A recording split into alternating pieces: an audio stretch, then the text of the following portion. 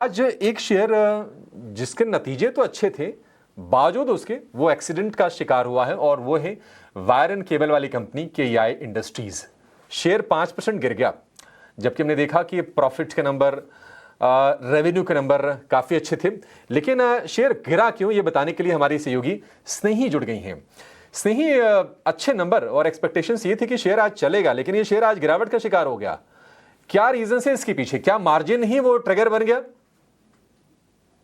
जी हाँ, बिल्कुल। आज केईआई इंडस्ट्रीज़ का स्टॉक फोकस में है उसके दूसरी तिमाही के अर्निंग्स के दम पर, और inline set of numbers post किए हैं केईआई इंडस्ट्रीज़ ने। पर इसके बावजूद ये स्टॉक का 5% लगभग प्रेशर में है अभी। पहले Q2 के आंकड़े समझ लेते, उसके बाद समझेंगे कि ये स्टॉक पर प्रेशर क्यों आ रहा है। अगर हम consolidated year on year basis पर देखें तो रेवेन्यू में लगभग 19.5% की अपटिक हुई है।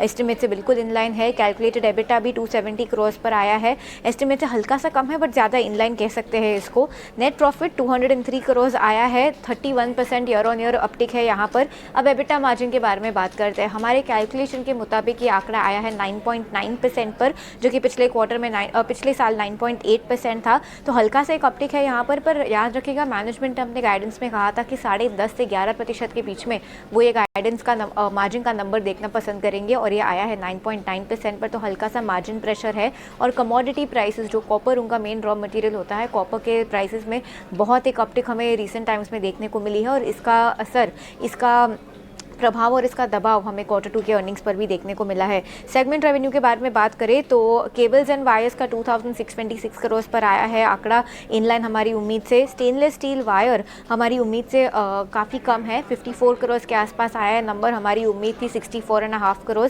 ईपीसी प्रोजेक्ट पर भी हमारी उम्मीद से मिस है, 101.3 करोड़ का आंकड़ा आया है। उम्मीद थी 129 करोड़ रेवेन्यू की ईपीसी सेगमेंट में। ये थे Q2 के नंबर्स। अगर हम इनके H1 FY26 नंबर्स के बारे में बात करें, पहले हाफ के बारे में फिस्कल ईयर के, तो H1 ओवरऑल एस्टिमेट से काफ़ी कम है रेवेन्यू, एबिटा और पैट के दम पर। एबिटा इनलाइन है, बट रेवेन्यू और पैट H1 एस्टिमेट्स काफ़ी वीक लग रहे हैं। सेगमेंटल रेवेन्यूज़ भी wires and cable, stainless steel और ईपीसी, ये तीनों H1 को कंपनी, जहाँ पे कंपनी को होना चाहिए था पहले हाफ के बाद, वहाँ से बहुत कम है। तो इसके वजह से स्टॉक पर थोड़ा सा दबाव हम देख रहे हैं। तो इन सारे कारण की वजह से इनलाइन सेट होने के होते के बावजूद Q2 में केईआई इंडस्ट्रीज़ का 5% कट दिख रहा है हमें स्टॉक पर। और थोड़े ही समय में, कुछ देर में 12 बजे कंपनी का कॉन कॉल है, इसके दम पर हमें पता चलेगा कि एग्जैक्ट प्रेशर क्या है, मैनेजमेंट का आउटलुक क्या है, और हम आपको अपडेटेड रखेंगे। ठीक है स्नेही, बहुत शुक्रिया। तो ये आंकड़े आपके सामने हैं कि नंबर्स कैसे रहे हैं, और रीजंस आपको स्नेही ने बता दिए कि आखिर शेयर ये गिरावट का शिकार क्यों हुआ। फिलहाल 5.5% नीचे, लोअर लेवल से कोई रिकवरी आई नहीं वैसे इस शेयर में।